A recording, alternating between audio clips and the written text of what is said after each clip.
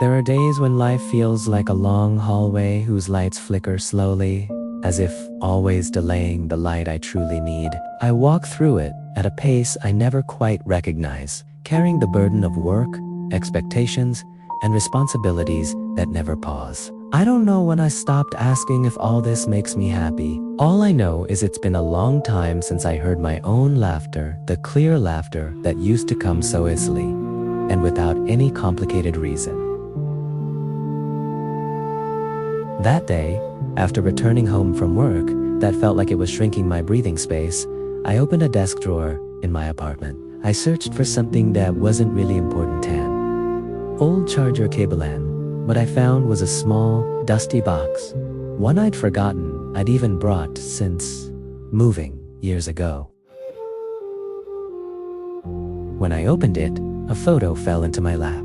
It was a simple photo, just for teenagers in a small field, laughing loudly with their eyes almost closed. And amidst that laughter, I saw my old self with a wide, almost unrecognizable smile. My heart sank. In that moment, I realized how far I'd come without really looking back.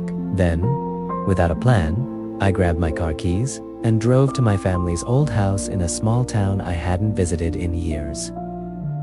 Dusk was almost falling when I arrived. The sky was a soft orange, and the old house stood like an unfinished memory. The windows were half open, the thin curtains dancing gently in the breeze. The wooden terrace floor creaked as I stepped on it, as if greeting me with a sound that reminded me of small steps from long ago.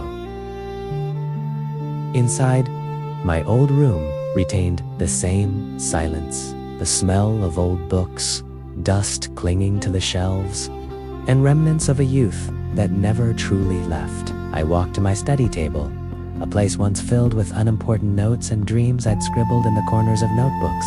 When I opened one of them, I found my own handwriting. I want to be someone who can still laugh, even though the world changes. I smiled sadly. The world had changed. I had changed too, but my laughter, ... Well, my laughter had disappeared somewhere. In the living room, my mother sat straightening her embroidered cloth. When she saw me, she paused, staring at me for a long moment as if assessing how much I had lost since she last saw me. "You look tired," he said softly, not judging, just stating the obvious. I sat down beside him. The sound of the needle piercing the fabric brought a strange calm. "I feel far from myself, Mom." He nodded, very softly. "You used to have the loudest laugh in this house. Now, I rarely hear it." His words hung in the darkening afternoon air. It was like opening a small box filled with the past without knowing what would come out next.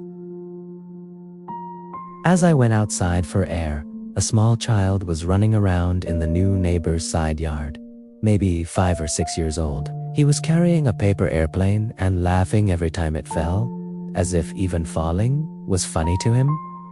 "Laughing is easy, isn't it?" I muttered absently. The boy approached me. "Do you want to try?" he asked, handing me the paper airplane. I took it and tossed it into the air. It flew for a moment, then came crashing down. The boy laughed loudly, a clear, innocent laugh, unconsidered. And in that chuckle, I found an echo of my own, once pure laughter. The next day, I went to the small field behind my old school, the one in the photo. The grass wasn't as neat as it used to be.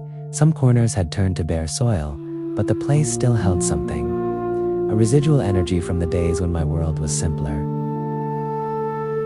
There, a man stood with his hands in his pockets. Raka, my old friend, the man who used to make me laugh just by raising his eyebrows. We'd drifted apart for no apparent reason, trapped by busyness and distance that had slowly worn away our courage to greet each other. He turned when he heard my footsteps. His smile didn't come immediately, but his eyes softened, as if he'd found something he'd almost let go of. "You've changed," he said quietly. "I know," I replied, almost whispering. "Back then," he continued, You were the one who laughed most at things that weren't even funny. I looked down. There was a small hurt I'd been harboring. I lost it. I lost myself. I lost the laughter we used to have. Silence descended slowly like a darkening dusk. Raka walked closer. Me too, he said. I've lost a lot of things, too, including my best friend. My chest tightened. I wanted to apologize, but my voice was choked by something older than regret. I'm sorry, I finally said, for going too far, for letting our laughter stop, for not preserving what once meant so much. Raka took a deep breath. I'm guilty too. We were both so busy growing up, we forgot to be ourselves. And maybe because the sky was so soft, or because the field still held fragments of memories, I cried, not a full-blown cry, but a cry that flowed like a small river, carrying away something I'd let freeze for too long.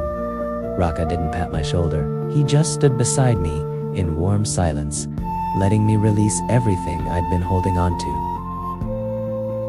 When my tears subsided, the sun was almost setting. The birds were returning to their nests, and the wind carried the comforting scent of damp earth. You know, Raka said, our laughter isn't gone. It's just left behind, waiting for us to pick it up. I looked at him, and for the first time in a long time, my smile felt light. It wasn't a big laugh, but the seed of it was warm, small, genuine. That night, I returned to my old room. I sat on the floor, flipping through old photos, listening to songs I'd hidden from the world because they felt too naive, and I let myself feel it all. The loss, the regret, the longing, and the warmth of hope that slowly emerged. When I turned off the light, I knew something had changed. I hadn't fully rediscovered my laughter, but I knew it was still there. It hadn't just gone to sleep, and was now slowly waking up. Tomorrow, I would return to my life of responsibility, but I wasn't returning empty-handed. I was carrying with me something I'd thought was gone. The part of me that could smile for no reason, a part that had been left in the past and was now slowly creeping back closer. I closed my eyes, feeling the warmth filling the empty space in my chest. There was laughter rising again, slowly, fragile, but real. And for the first time in a long time, I felt whole. I felt like I'd come home to myself.